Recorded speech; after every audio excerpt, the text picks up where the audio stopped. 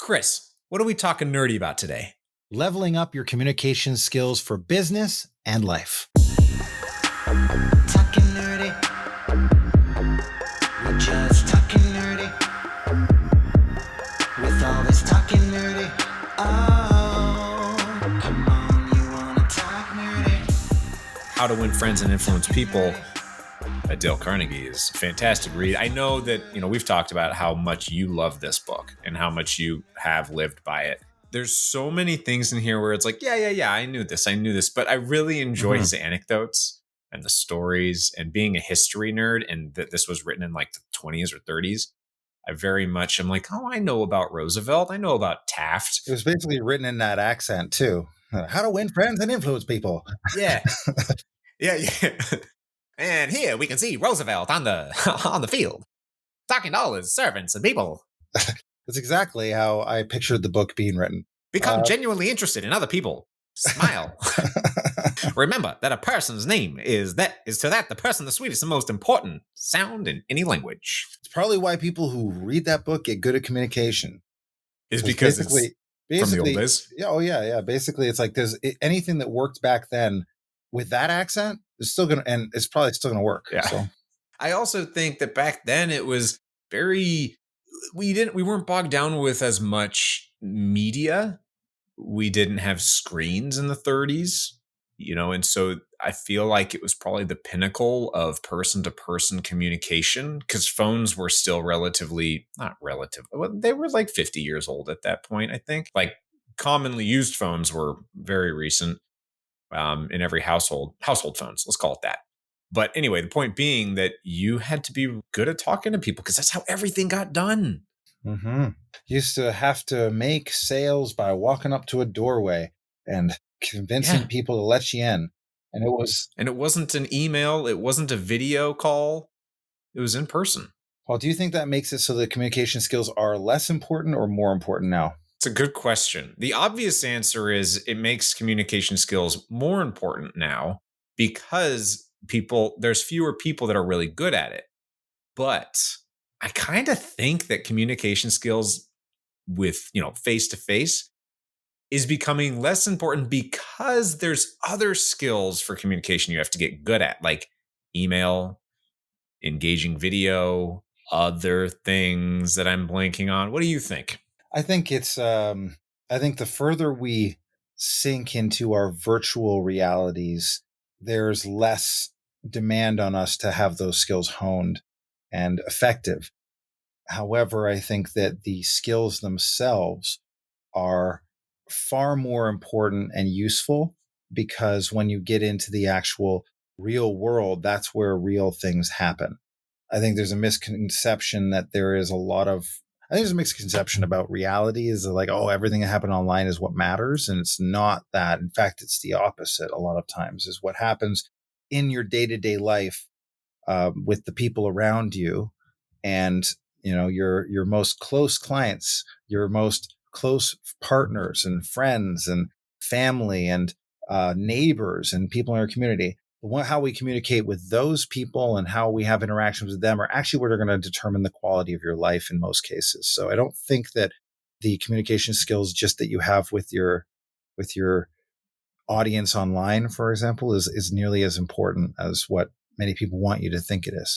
Yeah. And it also does beg the question, what are good communication skills even important for? Yeah. I mean, I think that it's one of those things. I think communication skills will improve almost every single area of your life if you worked on them, right? Yes, but I think specifically what you said about being good at communicating with your audience, because, popular streamers and YouTubers and TikTokers, if that's what they're called, influencers, essentially, like if they're really good at communicating with an audience and maybe not the one-on-one, that could be really good if they're looking to build a following, if that's more important to them than having close, intimate connections. Yeah, I mean, that can be the case. I just think long-term that's a skill set, but I don't know that that's actually, what's the objective? Yeah. Like, is it to have good quality of life, or is it to be famous? And right. I don't know that being famous, like if we want to talk about increase your communication skills to be famous, I mean, you can do a lot of things to be famous, and one of them is being controversial or being the opposite of what everyone else is saying, standing out, speaking loud and enthusiastic. Those kind of things maybe would be one way to consider being, famous, or how to get that. Infamy even is a valid way of doing it. It doesn't necessarily mean it increases the quality of your life. And I guess to me, the communication skills that are really effective or useful, they show up all the time your in your life, whether it's negotiation in your household, or negotiation with a client that's paying you for a service. So there are ways in which communication can show up everywhere you want to be, and I think that's Yeah. that the principles are pretty much the same. No matter if it's just a minor dispute with a partner or a family member, or if it is a workplace disagreement based on feedback. You get feedback from a colleague and they say, I think it should be purple. And you say, no, no, no, no, it clearly needs to be red. And they are insistent, and finding a good way to come to a middle ground, or getting them to understand your way of thinking, are super important skills. And then on top of that, another level is how to keep your cool. Mhm. And I'll be curious what you think on that, because I have some thoughts on how to keep your cool and the challenges of keeping your cool. Yeah. And we'll get to that, I think. Well, I think that there's a lot of things that a lot of people don't think they're good at communication. Yeah. I think there's a lot of people that what you're saying, because of the ability to go online and post and type out things and then film yourself in a very controlled environment. There's a lot of people teaching how to do that. They don't need a lot of times they don't need to hear that. Mhm. I think what is rarer are the communication skills to be able to get in front of someone and actually connect and lead people down a path towards an outcome. Intentional communication skills that lead to positive outcomes in your life.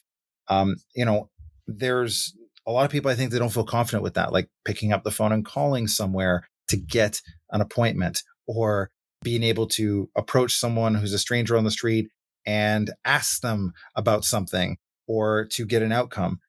There's a lot of power and confidence that comes from having those skills, because you can be thrown anywhere into any situation, and you don't need to worry, I guess, if you have those skills. Yeah, there's something you can lean back on. Something you said reminds me of a lesson that I have held on to for probably 10 years. And I'm curious what you'll think of this and how it applies. It was back from the acting days. And I ended up realizing how much it related to outside of the acting world, and how much it just was every day. Every day, this has helped me. And I'm curious, how often do you find that you deal with a person who seems quiet or reserved, or just uncomfortable because maybe they don't know what to say? How often? I mean, that's hard to say. I mean, I think that there are, I mean, honestly, I don't deal with a lot of people outside of my circle all the time. I deal with a lot of people in sales situations one-on-one. So those I'm usually guiding the conversation anyway. But what do you mean? Like, I don't know. I don't know that I particularly do on a regular basis. Okay, well, I guess you surround yourself with people who can hold themselves really well. I deal with various numbers of people who are, clients who want help with something, but they're not quite sure how to communicate it. I've also gone to people who, for example, there's a guy that I get, I go to him for painting certain minis, and he's fairly timid, and I can tell, and he's even told me he's not a huge fan of talking. Like he just makes him uncomfortable. And so I make an effort to put him at ease.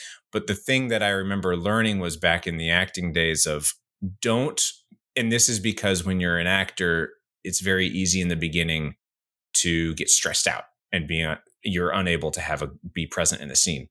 So I was told, don't focus on what you're going to say or your lines. Focus on the other person and what they're saying. And I took that lesson and realized, you know what, we actually do this all the time in day to day. We should be focusing on what the other person's saying instead of constantly focusing on what I'm going to say. And I think this is just active listening. Listening is the main thing about communication I think people need to be good at. when I was in sales, well, I'm in sales, but most of the time it's about really listening to people, so that you are able to, I guess the way I want to say it, I have a nice succinct way of saying it. What you hear is more important than what you say. That's what I mean by listening, right? And I agree that listening to a person, really listening, is actually kind of addictive for the person who you're listening to. Like, have you ever had it where you're talking to someone and you get their attention and then you feel like nobody else in the room or anywhere else matters? They're locked in on you. Yeah. That's one of the things that I try to create when I'm in a situation with somebody. It's hard to do digitally, but in face to face, when somebody is saying something, oftentimes, especially at parties or when people are drinking, even at a bar or whatever, a lot of times people are like just waiting to say the next funny thing and just Yeah. interact like that. And when you actually you lock in and you look at someone and you really listen and give them the indication that you're really listening, but they get locked into, and they're like, oh wow, I don't get this very often. Not many people actually ever listen to what I'm really saying. Hmm. It almost makes them uncomfortable sometimes when you hear or you see someone really listening. And that gives you as a listener, yes, some power because you have the ability to make them feel at ease or not. But also when you really have that listening, uh, when you really listen to what they're saying, you then are able to respond appropriately to that as well. And you kind of have to just let go and trust yourself in those moments that you're going to come up with the right words at the end of their sentence. So how do you typically engage people beyond just listening?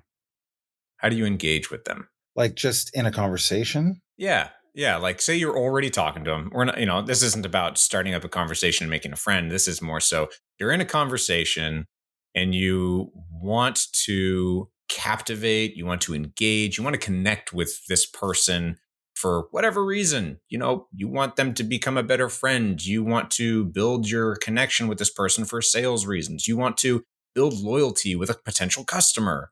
How do you typically engage them? Well, I get very curious about them. That's the first thing, is not to be invasive, but to be curious. And I think there's a line where when someone says something and you're listening to them, and then what is fascinating to you about that thing they just said? And what would you want to actually know more about? So getting curious about what someone said. So it might be around the why behind them believing a certain thing, or it might be, well, how did you get into something like this? Or what made you make that choice in that moment? Right. Like you've got to get curious about what they're saying. And when you ask an intentional question that shows you're listening, people feel more connected to you as well. That's the first thing I'll say about really listening is that, and also that you want to be, like, at least in intentional sales situations, listening for what they're really saying, not just what they're saying. You know, like, you're listening for. You know what I'm always listening for in a conversation Hmm. is, who do people want to be? So when they are talking to me about what their life or their business or what they're doing, I'm listening for, who does this person want to be? Because that tends to be what people want to buy, and who they want to buy from is someone who they want to be and who has something, who is already doing the thing that they want to do. So, does this person want to be the center of attention? Are they looking for love? Are they looking for a large amount of money? Are they looking for people to pay attention to them? Are they looking for, who do they want to be? Do they want to be someone of note and impressive? Do they want to be known as a wise and smart person? Like, who do they want to be? Because that tends to give me a lot of ideas of where to make them feel good and where to actually guide them in decision making processes if I happen to be selling someone. It reminds me of in this book, Dale Carnegie's How to Win Friends and Influence People. He mentions the importance of making other people feel important. And it ties into what you just said about, what do people want to be? Because typically what people want to be is their idea of success and the fulfillment and proof of their importance. Yeah, but it's different for everybody too, Yeah. right? Like, what does importance mean? Like, oh, I mean, it's important that I'm respected by everyone when I walk in the room? Or is it important that, I'm the person that people go to when they need help? Or I'm important because I have the love of my partner and children. Like what is that? Like you have to listen. And I think what can help in listening is listening for what could be their core values. Some people know their core values right off the bat, and sometimes people just don't, but they live them anyway. And so I always like, what I'm listening for is what are core values, especially in sales situations. Like, are they more of a safety person and security? Are they excited about adventure, fun? Are they, more of a core value around love and connection?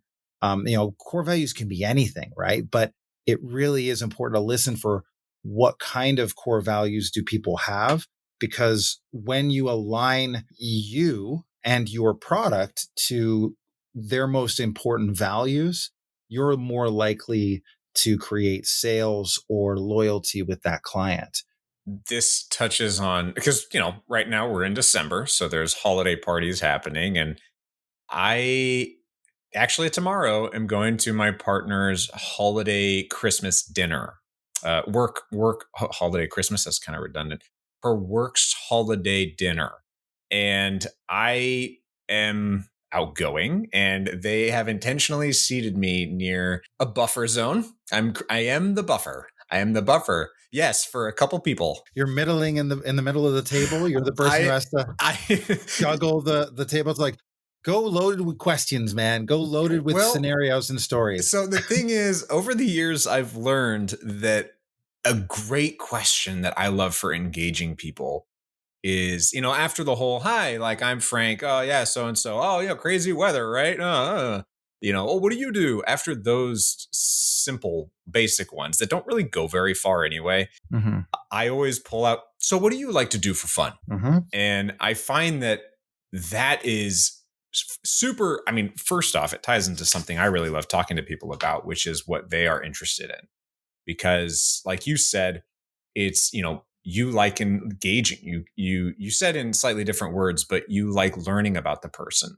And that's very true for me too. I very much love learning something that the person loves, because you can learn something from anybody and everybody, whatever it is. And if they love something, they probably know a lot about it.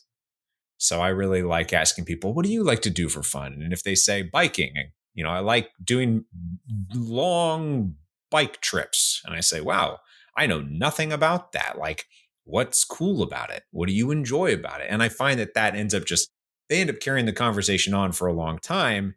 And then it's funny, I didn't think about it this way, but in this book, Dale Carnegie says, I find that I had it. He gives an anecdote about, like, I spoke with somebody at this holiday event, and it was probably a holiday work party. And he says, I spoke to this person. I just asked her a few questions, and she talked for 45 minutes. And then at the end of the night, she told the host that I was an excellent conversationalist and I had some very interesting things to say.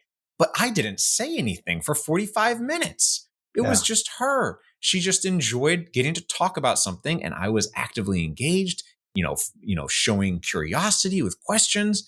And it's Yeah. super true that if you just show that interest in what somebody else loves and is passionate about, it can go a long way, not only for you building a relationship, and if you want to be considered, a good person with these people, it's great. So that's why I think I was put in as the buffer here. Yeah. Well, and the other thing is, it can be awkward to be the one just starting a conversation, asking and being curious about other people, because some people will feel awkward asking questions, right? They're like, oh, I don't want to ask the wrong question. Then people feel awkward. Like, That's a good point. and that's very common for people to feel not that way. Like, oh, I don't want to be the person. But in actuality, when you ask questions, you are the person who kind of does have power in the conversation. But let me ask you this, because I think this can go too far. How do you, like, a lot of people who learn communication skills will learn this principle of, like, be fascinated by the other person and ask them lots of questions. And then they turn into just the interrogator, Yeah. and they don't ever have anything of value themselves to say.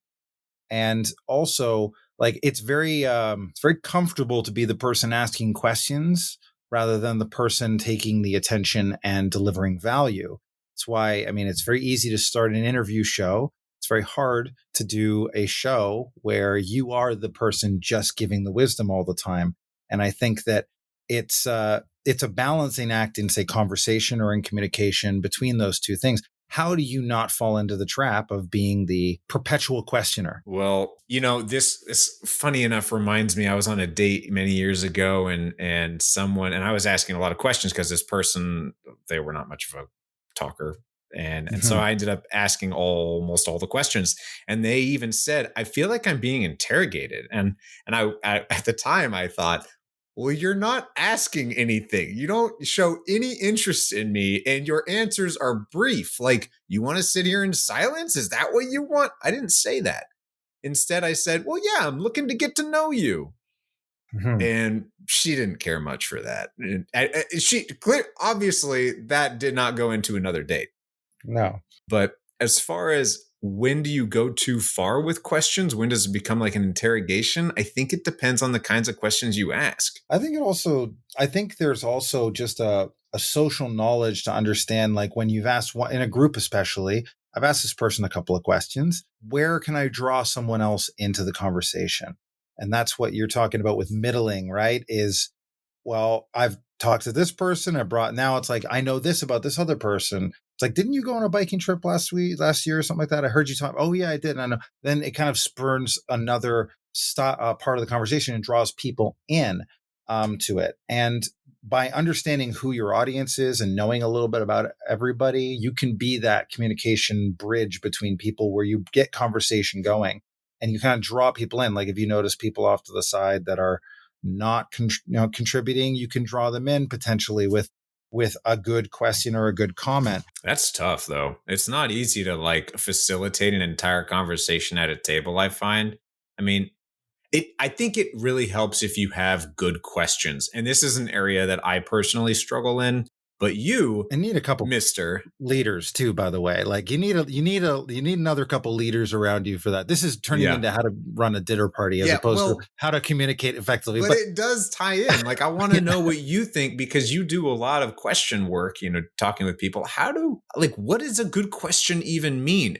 And and Mhm. and not just for a holiday party, of course. Like, you can ask about what vacations did you take and yada yada. What are you interested in? What do you like? But also in a business environment, whether it's colleagues, and you want to ask good questions about maybe projects that you're working on together, or you're talking to a customer, a client, someone you want to build loyalty with.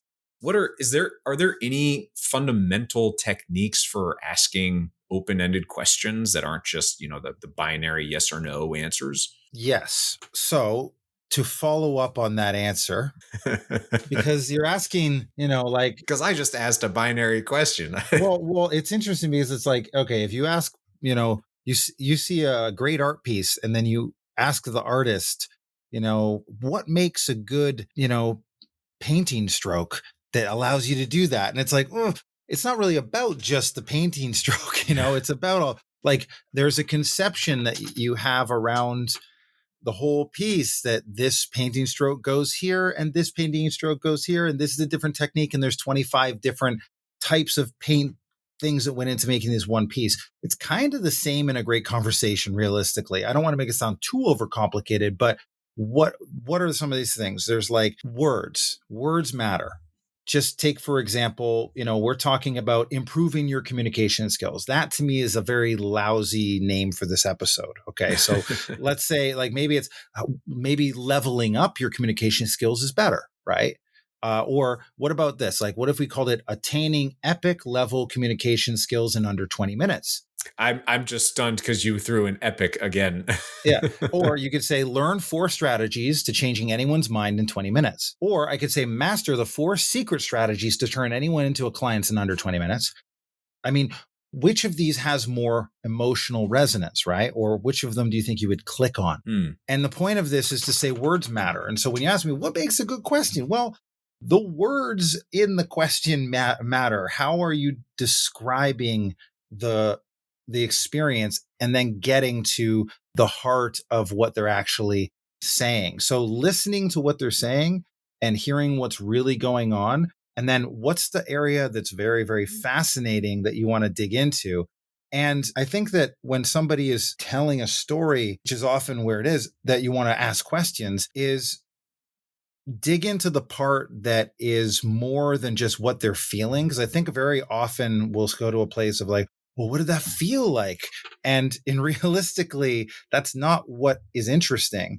What I think is interesting about a scenario or story where someone's making a choice or doing something fascinating is, what led you towards making that choice, or what led you into this mindset, right? Hmm. Sometimes we'll also ask questions like, well, what are the lessons in that for you? It's very open-ended, but to me, it's better to be like, at what moment did you learn the lesson, right? Or what is the key moment that it changed for you? So I'm trying to draw out the moments, because life is a series of powerful moments. And when you get to see a movie, all movies is stripped away moments. Only the core and important things. And a good movie has only the most important moments that draw you through the character's story arc and to the end. And a good conversation, when someone you're digging into the various moments in their life that actually make them, that's where I think you really learn about who they are, is when you discover those moments and allow them to come out. And so it instead of just, so I think that the question you're asking is, how do I ask better questions, right, of somebody? And I think part of it is really understanding what makes something interesting, versus, and not putting it all on them to make it interesting. It's like, where is the interest in this? And that's not easy. That's why being a great interviewer, like a Larry King, or any of these kind of iconic interviewers a Joe Rogan or whatever, why is it that they're so good? Is they have a real expertise for what's going to be interesting, and their own curiosity has been honed like an axe towards slicing towards the great things that people have in them. They see the people for who they want to be and who they are, and know like, oh, the audience is going to love this part of you. You don't know that, but I know that. So let me guide you towards that so that I can bring something out that nobody's seen before. Hey Nerdpreneurs, soft skills like these are important to growing a business and brand. If you're building one, then you'll want to listen to our interviews with known and successful nerdy entrepreneurs in loads of niches, especially our full-length episodes that have advice for sales, marketing, networking, and more, all of which can be found on Patreon at patreon.com/nerdpreneur. Links are in the show notes. I like that.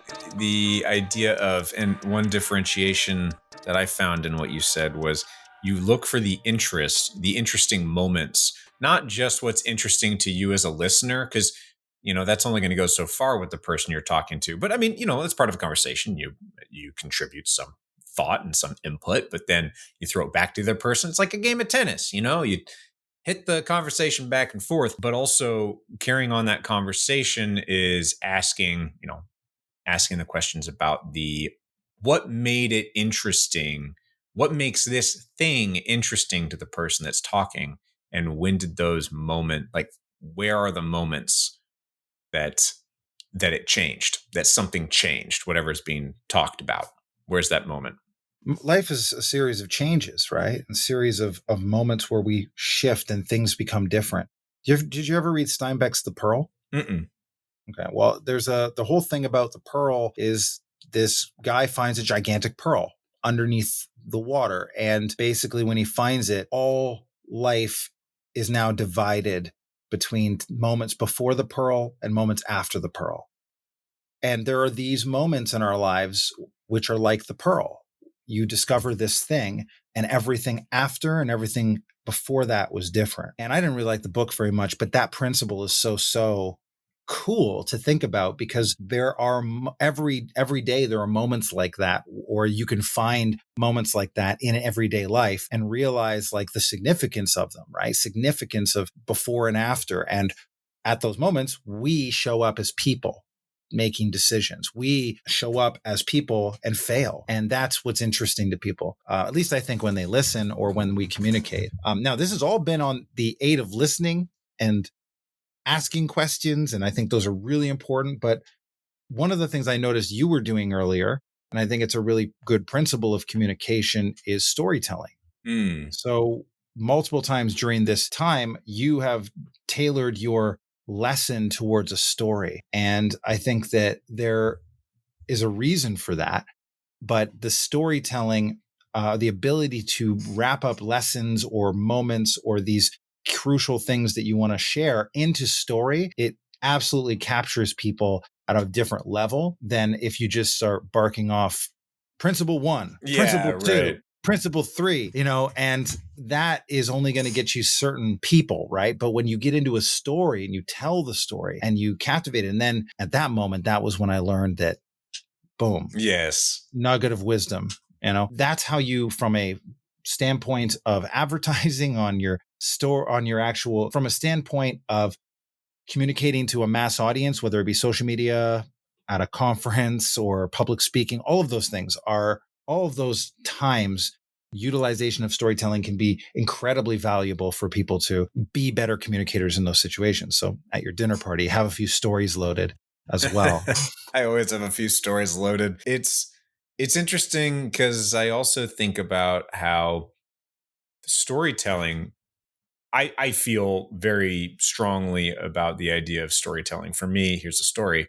But for me, I had a period of time, probably 10 or so years ago, where I was trying to figure out what is it at my core that I really love and want to, because in today's world, we jump from job to job typically. We don't typically start out as an artisan or a journeyman or someone learning underneath a artisan. We don't start out as an apprentice. That's the term. We don't start out as an apprentice and then carry on the next 50 years of our life doing that. We don't usually do that, at least in our part of the world. And I thought, because nowadays you jump from career to career. I had just left acting, food and beverage industry. I was trying to find myself. And I thought, gosh, what is the thing through all of this that I've loved? And for me, it was storytelling. And I find that I just love telling a story. I love engaging with people. And I feel that in previous lives, I was the village storyteller. That is what I think I really have honed over the years and over the lifetimes. But having those stories, even now, it's changing, is my point. Now I think that storytelling has hit a new, it's a medium, social media, sure. Short form content is a new way to tell stories. And it's changing the expectations. So it's changing how we communicate. And I don't want to make this all about social media and how to make good reels and content, but I do just want to bring it up briefly of, it is changing the attention span. And I know people have talked a lot about that. Everyone's attention span is now the attention span of a goldfish. So I still think, though, and tell me what you think, but I still think it's different. I still think telling stories in person can be engaging. I think that the attention spans are actually not that different, but our standards for attention are much higher. Ooh, can you elaborate? I think that we capture people for quality, like the quality of, say, a story. And like, there's a lot more competition for our attention now. And so, because it's the precious resource that we have, we only allow it to be captured by what we deem as the highest quality attention grabbers. So instead, and our ability now to select what our attention is captivated by, in many ways, I think is higher than it's ever been, right? Like, if you don't like something, how hard is it to get away from it nowadays? It's easy. You just use your thumb. Yeah, exactly. Like a moment, right? Whereas, it used to be a joke being at a dinner party where someone was doing a toast and it was incredibly boring and long and nobody ever listened to it. And they were, oh my God, he keeps going. Oh, no, no. Like, that was a long standing joke because we didn't have the ability to remove our attention so quickly. And I think that our standards for attention are higher than they've ever been. So now we expect, and I think we feel like I don't have to listen to anything that's boring anymore. So why would I? And if I am bored, I can just go to this thing in my pocket and flip through my phone. Yeah. And so there are a lot of things out there that I think captivate our attention at such a high level that we can pay attention to them for a lot longer. There are many times I've watched reels where I'm like, oh, I wish that was longer, or I wish more reels were like that, or I can't wait for the next reel because they made it into a story that was like multiple parts. So I wanted to hear what was next, you know? So there are things like that that I think you can use as storytelling is about leaving open hooks, open loops, I should say, not open hooks. Storytelling is about leaving open loops that you can close later. And that's one of the principles of storytelling. It's just like open loops and then close them later, open loops, close them later. It keeps people coming back, wanting to pay attention. Yeah, like I can imagine comedy does this, stand-up comedy, especially when you do a full circle bit, like a full circle joke. I don't pretend to know what these terms are supposed to be, but the way Callbacks. Yeah. there you go. Yeah. Where you drop a joke in the beginning and then you tell a completely different story, but you still bring it back to that joke you said. Yeah, that callback. Yeah. But I find that it's especially, like you said, super effective in storytelling if you start off with, something like, so the other day I learned a very valuable lesson. And it all started in the morning. And then you keep going, you tell, and you get to the punchline and you say, so my lesson was, Yeah. and that way you've pulled people in the beginning and then you're able to deliver on what you pulled them in with. And it's pretty disappointing if there is no delivery at the end. Well, when everyone's staring at you and wanting a story, like what you're seizing the attention of a group, whether when you're telling a story. So whether it's a dinner party, whether it's a large group of people you're speaking to, whether it's people on social media, you're stepping into the attention realm and saying, look at me for a second. Trust me. I got something to tell you that's worthwhile. Yeah.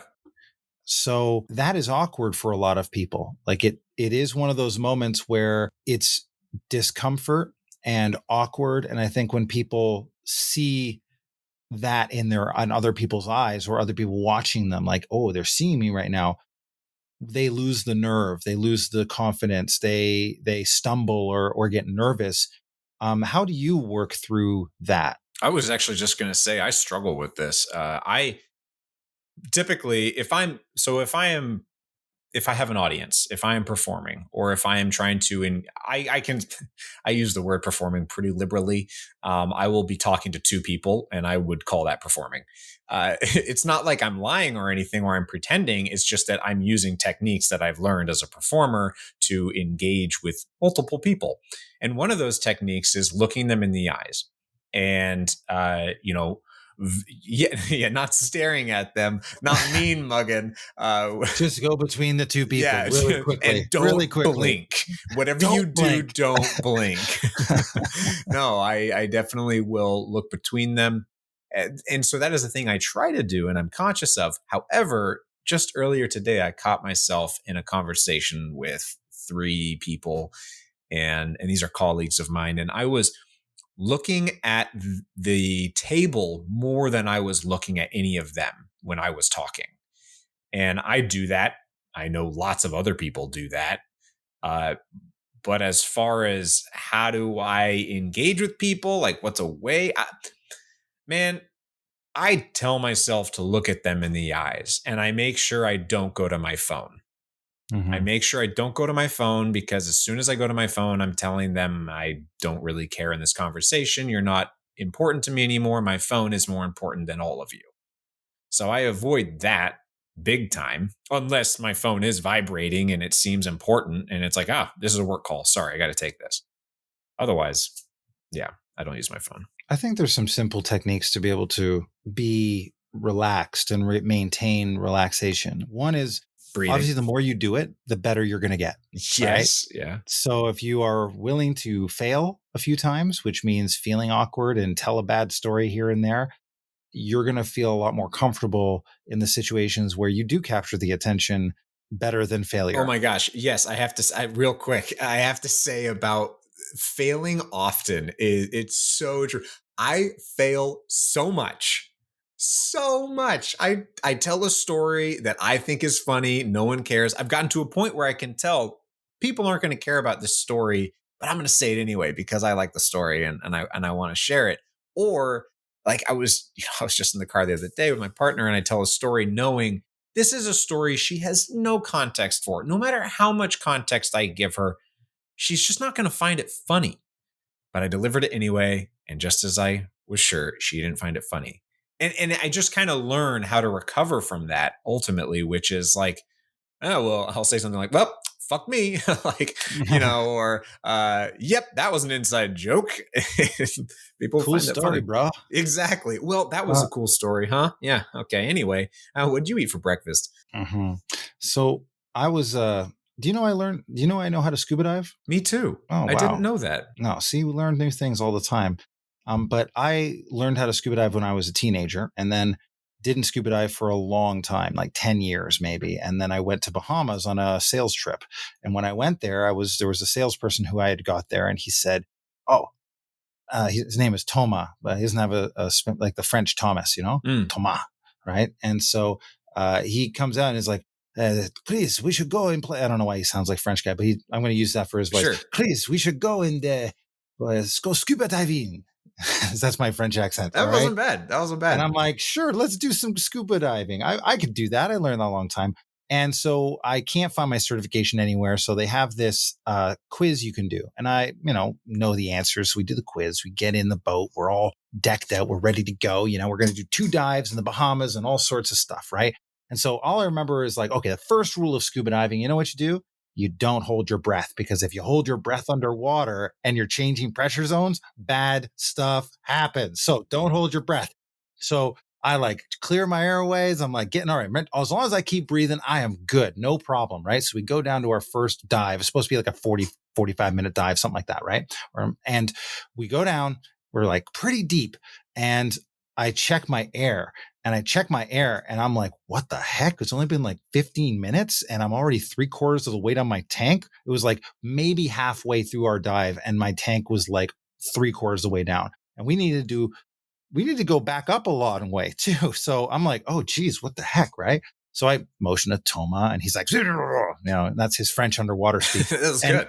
He basically goes and we start going up and we have to leave our dive early, and all of a sudden it came to me as we're like coming out of the water, right? The second rule of scuba diving is regulate your breathing. Uh-huh. And I remember it kind of reminds me of situations where people are looking at you or, you're in a presentation, because you can get very like stressed out and not realize you're stressed out. And I was taking long, like really quick breaths in and out because I hadn't scuba dove in like, 10 years. And I had convinced some Bahamians that I could do it. And they were fine with me going underwater and taking the risk myself.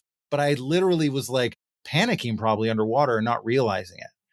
How many times are you in that same situation where maybe you're a little panicked, but you're not even aware? So that's so true. So this is all to say the lesson in this that I remember is breathe. Yeah. I know it sounds really simple, but when you are in a panic situation, or even just before you're getting into that situation, remember, take a breath, calm, and regulate, because taking like regulated breathing and having that control over yourself can slow your heart rate down, can take everything down a minute, and it can give you the oxygen your brain needs to think of the things it needs to think about. Yes.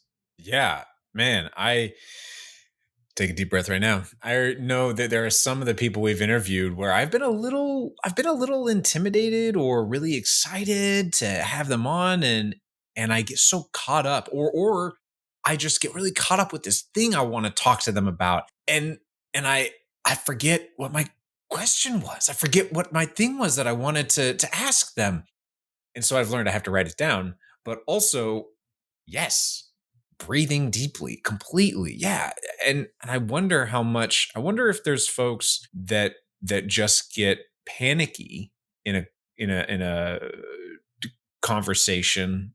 And because they're getting panicky, exactly like you said, they take the small, short, shallow breaths. Yeah. That's 100%. You see it all the time. People forget where they're supposed to breathe while they're telling the story. You ever seen someone who's like, And so then we were like doing this, and then this happened, and we were like, oh, this, but, and then wait, oh, I got to breathe. And it's like, they're so panicked, and they're not really thinking about what the next thing is. They're just trying to get through it as quick as possible and keep the attention on them. And so they forget where to breathe. They forget to breathe. And sometimes it can be even more captivating to stop. I mean, I'll tell you right now, I know you stopped for dramatic effects and I just jumped right in, but I'm going to say that one of the reasons I don't stop and why I do go pretty quick when I talk sometimes is because I personally don't like silence. It can make me uncomfortable. And which I is, know. yes, I am sure. I edit our episodes. I'm the one who's listened to you many a time. Me too. But I also I've heard that energy where sometimes there's like a moment and it's just like, let it sit.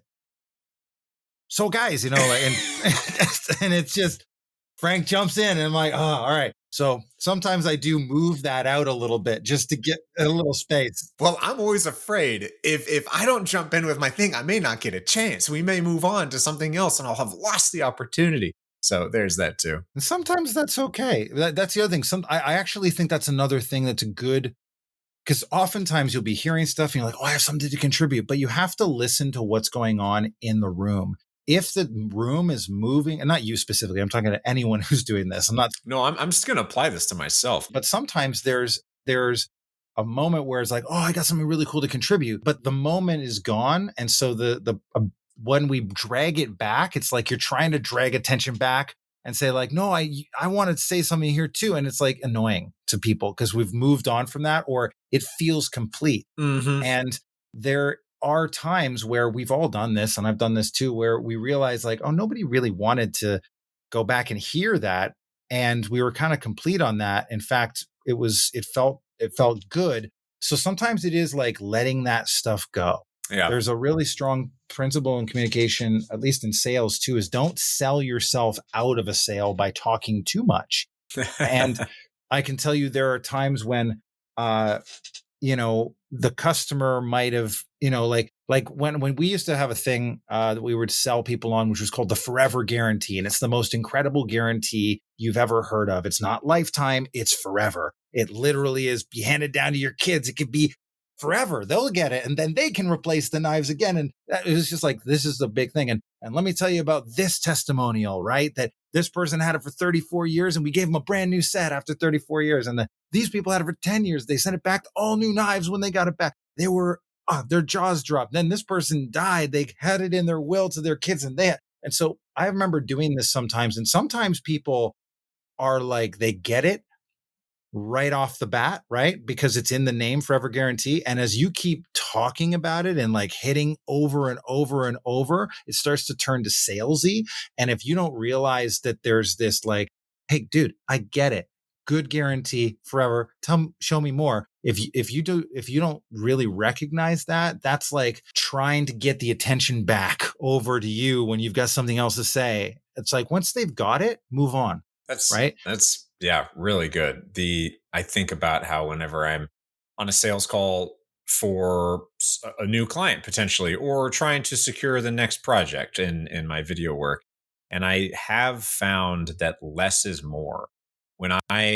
So what I mean by that is when I say less about what we do, because, and this may be unique to what I do, but it's because every project is different.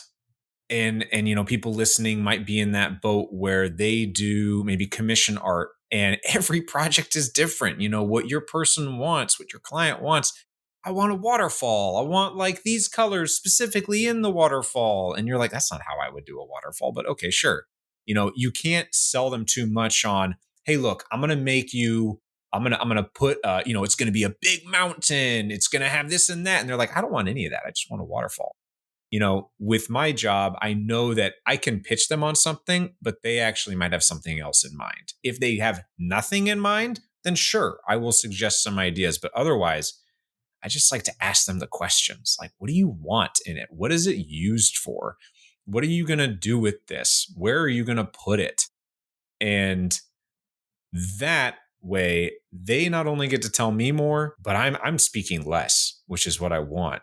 I don't want to, like you said, I don't want to sell myself out of a gig by talking about, all these other projects I've done that may have no bearing on the kind of thing they want made. Sometimes it's okay to let other people have the final word on a subject, especially when it comes to a client, right? Yeah, but not in a podcast. I have to have the last word in a podcast. I've heard that. Thanks, Chris. But in the end, I'll decide because that's true. I have the editing power. So there's been a few times when I'm listening, I'm like, I'm gonna edit cut that out. Cut that. Frank just wants to say something. No. Guilty. Yeah. Well, there's tone as well. So like some of the things I've learned from sales are that 55% of communication is body language. About 30% of communication is the tone that you use. And then there's about 15% that are the words. And I mentioned earlier that words are really important.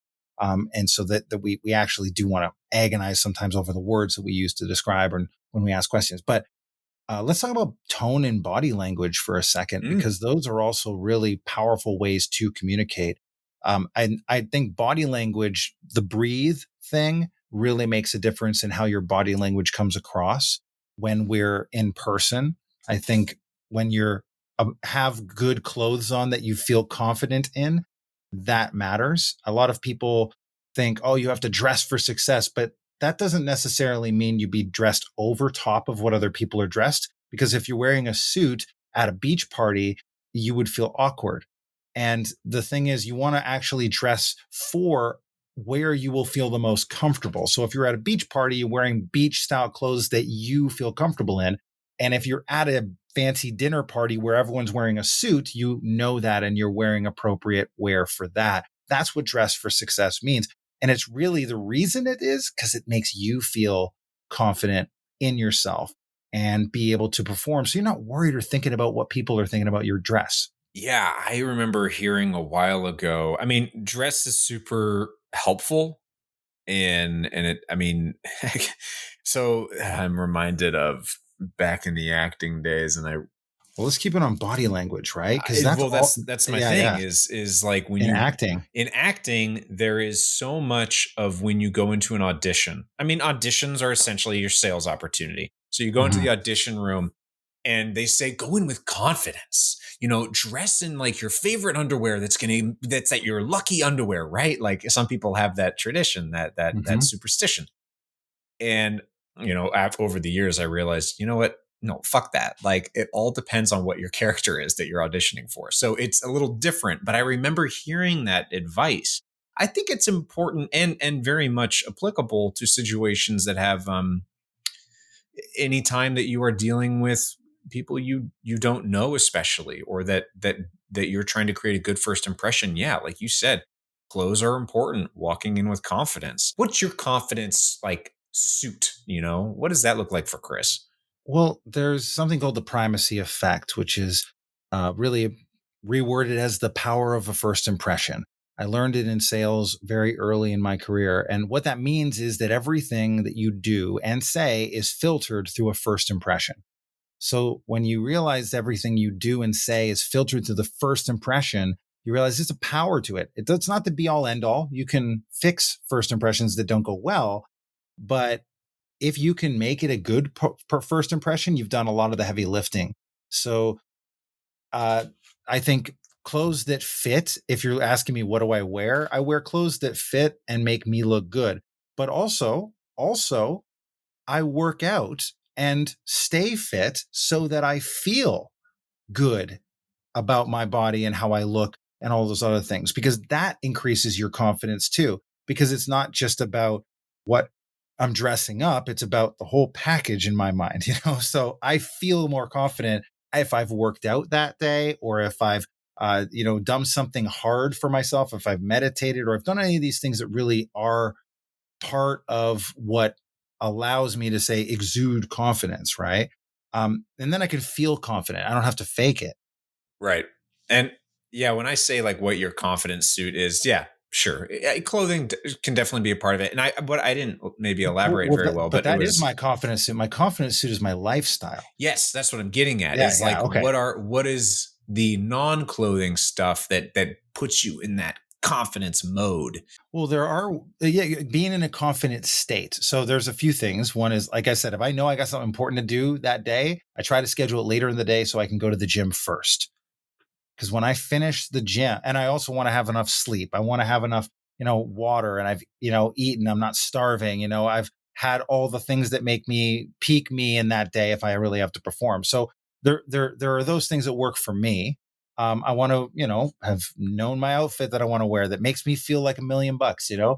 I want to know that my life is in order. Like I don't want to get into a fight with my girlfriend, but the day, not whether we fight, we don't fight that often, but I wouldn't want to like provoke something the day or the night before an important thing. You know what I Right, mean? right. Like you don't want to be distracted with stuff like that. And of course, emergencies happen and things happen, but you try to mitigate those situations. You let people in your life know when important things are happening that you can then focus for that time period so that there's no stress. I think a lot of people cause their own stresses by not communicating important things in their life and when you are available and not available. And the other thing is, you don't have to feel confident to exude confidence. So the first time you start to, the first time you do something, you shouldn't feel confident. Otherwise, you're a psychopath, right? You actually just need to exude confidence. You don't have to be confident. Being confident is earned through doing the thing that's hard over and over and over and over again. I remember, when I was a sales representative making my very first phone calls, very first appointments, that first weekend, all I did was pretend to be confident, you know? And so I said to them, I'll make eye contact, which is a great way to pretend that you're confident. I smiled a lot because people who are smiling seem like they know what's up and nobody questions it. And squarely face people when you talk to them. And I tried to keep my body language very relaxed. So, I tried to avoid shakes and like lots of jerky motions, just trying to be calm and breathe through those kind of things. Yeah. Yeah, definitely. The whole being calm is and not moving a whole lot. I definitely resonate with that. And it does tie into the thing that comes to mind for me is in body language is also our posture. I remember hearing once a while ago, not acting related, but just kind of mindset is when you are talking to somebody, stand tall. And if you need help remembering to do that, you kind of, you're, what is this, 4 inches down from where your neck meets your chest, 4 inches down from there, like your solar plexus roughly, you kind of stick that up, not like exaggerated or anything, but just up enough. And that says something. And part of the biology around it is that your chest is up more. So you're taking bigger breaths. And this ties back to what we were talking about earlier. But to getting those big breaths definitely helps us to feel more in control and more grounded. And it's also a thing in martial arts too, where you want to make sure you're taking big breaths, helping that channel that energy through the ground, back up. You feel rooted.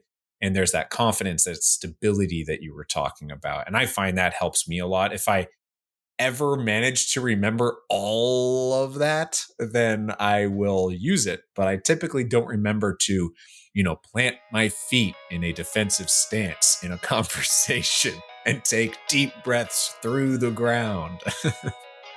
This was part 1 of our discussion on how to hone your communication skills. If you enjoyed it, you'll want to hear part 2. Hit follow on your podcast app because we'll release it in the next 2 weeks. Thanks for listening, and as always, keep it nerdy.